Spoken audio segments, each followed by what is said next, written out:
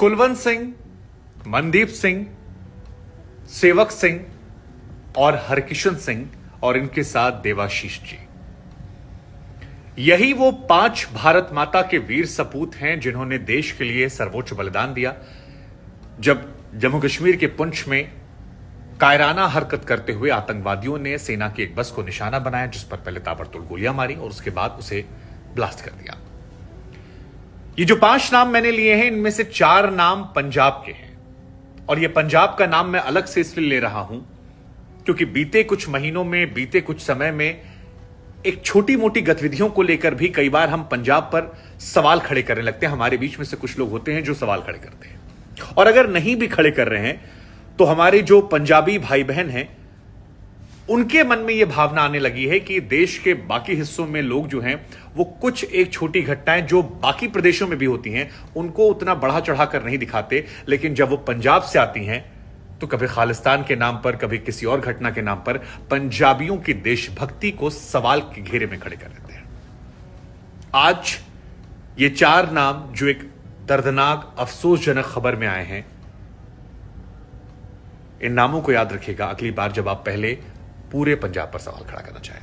आपको कोई अधिकार नहीं। देश की आजादी की बात हो या भारतीय सेना में रहकर देश की सेवा करने की बात हो, हमारे पंजाब के भाई बहनों ने जिस तरह से योगदान दिया है, जिस तरह से देश की आन-मान की रक्षा के लिए बलिदान दिया है, उसका ऋण हम और आप नहीं चुका सकते हैं। और इनकी कहानियां भी आपको परेशान कर सकती हैं। जिस लांस नायक कुलवंत सिंह साहब की मैं बात कर रहा हूं, आपको जानकर हैरानी होगी कि इनके पिता ने करगिल में शहादत दी थी। 1999 का वो युद्ध जिसमें भारत माता के कई वीर सपूतों को प्राण की आहुति देनी पड़ी थी, उसमें इनके पिता भी शामिल थे। लेकिन उसके बावजूद कुलवंत सिंह साहब ने भारतीय सेना को ज्वाइन किया। 1.5 साल की बेटी और 1.5 साल का बेटा और 3 महीने की इनकी बेटी है। इस परिवार के पास जब यह खबर पहुंचती है तो रो रो कर उसका बुरा हाल हो जाता है। तस्वीरें जो हैं वो विचलित करने वाली हैं, खबर जो है वो बताने में व्यथा हो रही है, लेकिन ये बताना जरूरी है ताकि इनके ऋण को आप समझ सकें और सरकार, सिस्टम ये समझ सके कि इनका बदला लेना जरूरी है। जो भी दुश्मन है उसको नेस्तनाबूद करना जरूरी है।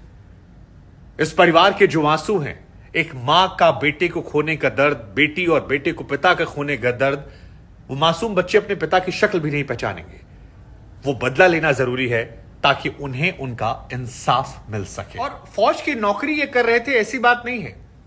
हवलदार मनदीप सिंह साहब जो शहीद हुए हैं, इनके भाई साहब जगदीप सिंह से जब मीडिया उनके पास गई और उस दुख को साझा करने की बात की तो उन्होंने कहा कि हमें गर्व है कि हमारे बेटे ने देश के लिए सेवा करते अपने प्राणों की आहुति दी। यह देश के लिए एक दुखद क्षण है।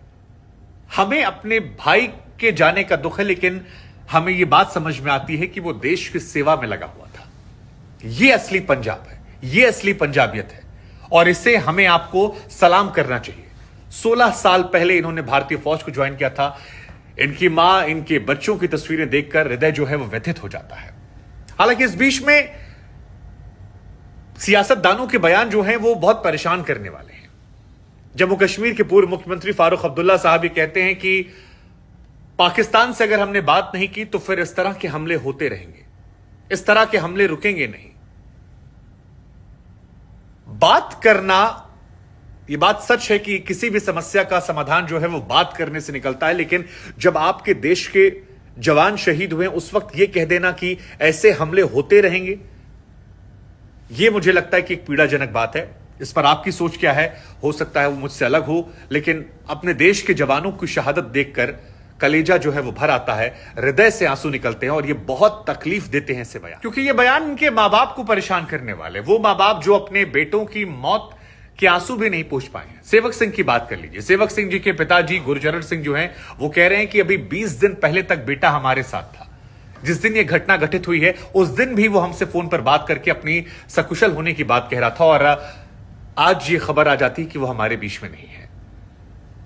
इस हमले को इसलिए अंजाम दिया गया है क्योंकि जम्मू कश्मीर के अंदर G20 सम्मेलन होने वाला है 22 और 23 मई को, और उस सम्मेलन में दुनिया भर के लोग पहुंचेंगे और कश्मीर की कहीं गलती से अच्छी इमेज ना चली जाए, इसलिए रमजान के पाक महीने में ऐसी घटिया कायराना हरकत को अंजाम दिया गया, जहां पर सेना के जवानों की उस गाड़ी पर तब हमला किया गया जब बारिश हो रही थी, जब धुंध थी, क्लैरिटी नहीं थी, और एक ऐसी जगह जहां पर दाएं बाएं निकलने के रास्ते कम थे, वहां पहले गोलीबारी होती है और उसके बाद बम फेंककर आग लगा दी जाती है।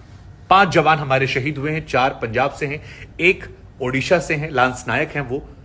इन सभी को हमारा नमन, और देश की सरकारों से हमारी यह आशा है, यह उम्मीद है कि इसका जवाब दिया जाए और जवाबदेही भी सुनिश्चित की जाए कि क्यों ऐसी घटनाएं लगातार हो रही हैं, क्यों ये हमले रुकने का नाम नहीं ले रहे हैं। अगर हम इतने मजबूत हैं, अगर हम इतने ताकतवर हैं और हमारी सरकार इतनी मजबूत है, तो फिर ऐसी घटनाएं क्यों हैं?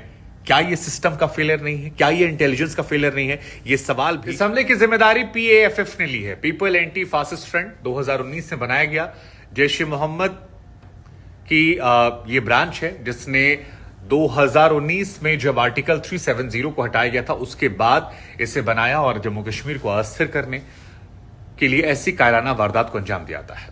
इससे पहले भी एक घटना 1 जनवरी को हुई थी, जब 7 नागरिकों की मौत हुई थी। बीते कुछ सालों में ऑपरेशन ऑल आउट के जरिए लगातार आतंकवादियों का सफाया हुआ है। हालांकि इसका दूसरा पहलू यह भी है कि हमारे भी जवान कई सारे शहीद हुए हैं।